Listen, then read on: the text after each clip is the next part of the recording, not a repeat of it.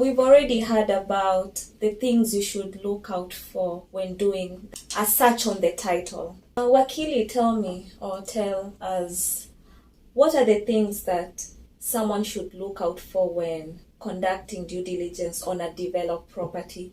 Maybe a townhouse that I want to purchase, an apartment, or a bungalow somewhere.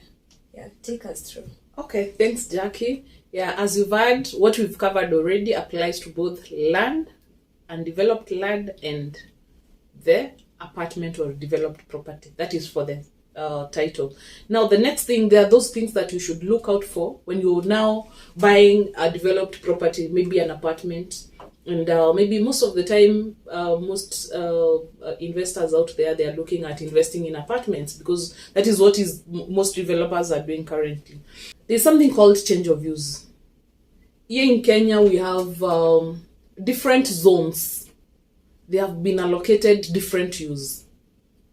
So majorly you'll realize we have zones for agricultural land, we have zones for residential houses, we have zones for multi-dwellings. So most properties, I'll tell you for sure that they were not zoned for maybe multi-dwellings or maybe like commercial use. So most of the time when a developer buys this land, they have to go through a process of change of use of that land. Therefore, that's a whole topic, but at the same time, it's a process that will not be much of use to an investor to know what is involved. But there are documents that one should look out for to just confirm that the use of land has been approved. So first of all, once that property is bought by a developer, what they do, they have to apply now to the county government. That application at the county government for the change of use of land is a document called a PP1. So anytime you're buying an apartment, just ask for a PP1. That is an application to the county government for the change of use of that land. Now to either a commercial use or a multi-dwelling, whatever the use of the property they want to put it for. Once the county government goes through the process, it's a whole process where they involve the neighbors around where the development is coming up, for them to give views, and well, of course the survey. It's a whole long process. Then after that, once the government is satisfied that yes, we can do the change of use of this land from whatever mostly agricultural or a single dwelling to now a multi-dwelling where people can develop so many houses at a go, or commercial where there are shops, and which now as a residential occupation. So once that approval is given, that document is called a PP2. The application is a PP1, the approval is a PP2.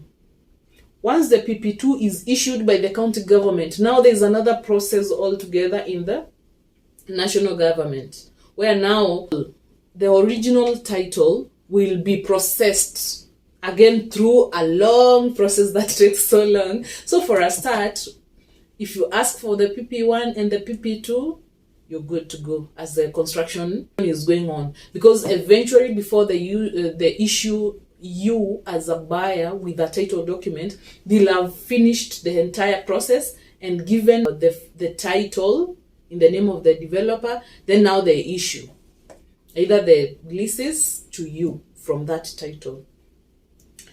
The next thing, once now you're satisfied with the PP1, PP2, then now there's something else called the structural and architectural approvals. Mm-hmm. These are the drawings, basically. That is what we mean.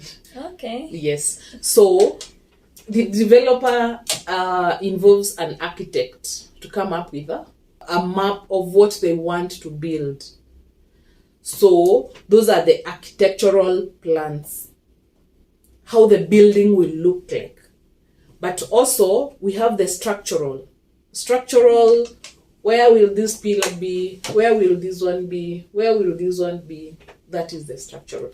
All these things must be approved by the approving authorities. So at the end of the day, before the construction starts, there must be that architectural and structural approvals, key thing to ask for, also so that you're able to tell whether whatever structure you are being sold to has been approved or not. Of course, they bear stamps. There are those floors. There are different floors showing where will be where.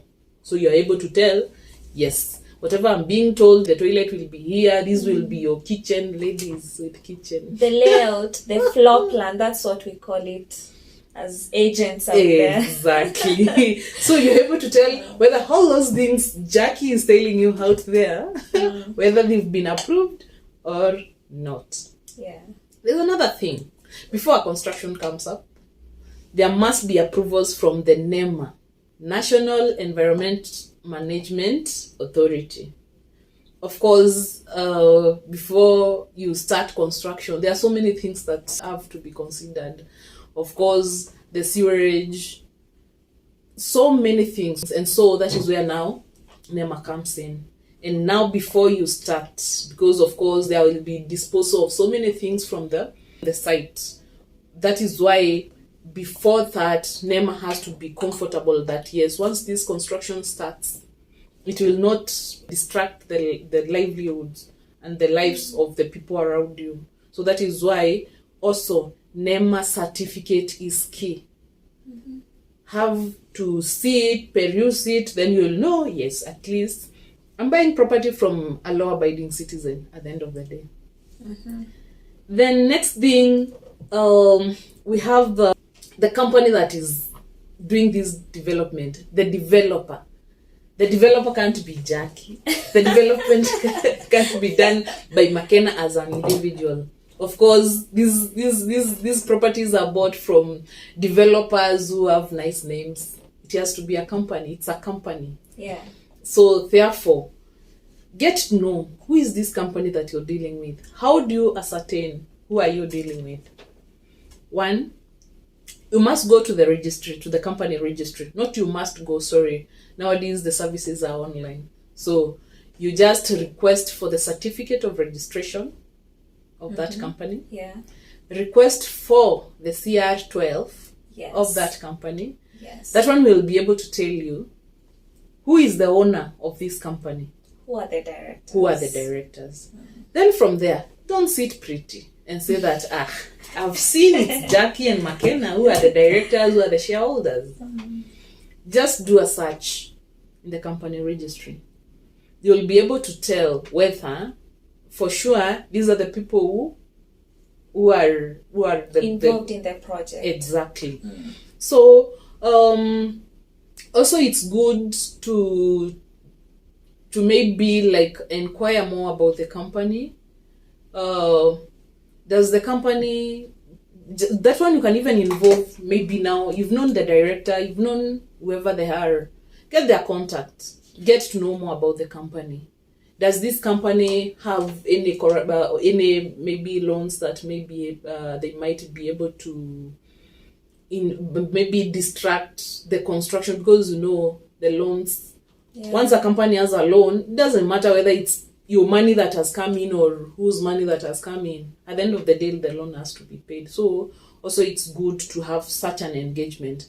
Also in the process, you are able to tell, is the company taking a loan for the development or it's entirely looking at your deposits? Very important. For you to be able to know. Yeah. Do I give the entire sum? Or now that it's my money that is building, how do I protect myself? So from there, you're able to tell, maybe these are things that we will do progressively on so many things on how to approach, especially when it comes to funding the project. Now, once you know who is involved, who is the owner of the company, you've known the financial status of the company. The next thing, I think, it's now for you to make the decision on whether you want to give Jackie that job or not. And once you do that, at least it's not 100% that nothing can go wrong. but at least 90%, 95%, you've tried. You've done your part, you've tried, yeah. You've done the right thing. So whatever happens after won't hurt that much. Won't hurt as bad as just ignoring the whole process. Exactly. You'll not come there saying, I wish I knew. Yeah. At least you'll be sitting there saying, I did the best that I can do. Yeah. And you know what we say as lawyers? Whatever that can go wrong will definitely go wrong. Thank you for watching. We are grateful. We look forward to work with you this journey of investment. We are here. We are ready to help you at whatever time of the day, whatever time you want us. We are ready. Send those queries, and please do the right thing always. Okay, so the advocate has just said it all, and I just want to tell you that with due diligence, it's advisable that you conduct it yourself, not send people to do it for you. And that's why also she's here to help you do due diligence. Anytime. You'll be safe and your interests will be protected. So on the other part, if you finish with her about the due diligence and everything, you know where to land. That is Stockbrick Properties Limited. Remember, I'm Jackie Sells Homes, so I have so many options for you. Investment, that is land, developed properties, and commercial spaces as well. So if you need to consult, just know that you can reach me on email, that is marketing@stockbrickproperties.com. You can also visit my website, www.stockbrickproperties.com, or also you'll find my contacts down there. And if you want to, Wakili, how can these people reach you? Or how can they consult from you? Anyone willing to consult me at whatever time of the day, you can send an email to mwakilis, that is mkwakilis @gmail.com. You can also reach me on my WhatsApp line 0723 399 650. That is my number. I'll be glad to help you out there. I know people are trying to get wealth at all costs, but at the end of the day, we're here to protect you. Okay, so that's it for today, guys. Don't forget to subscribe to this channel because better things are loading and a lot of very helpful information. You'll be seeing us more often. Yes. And we love you guys. See you next. Cheers.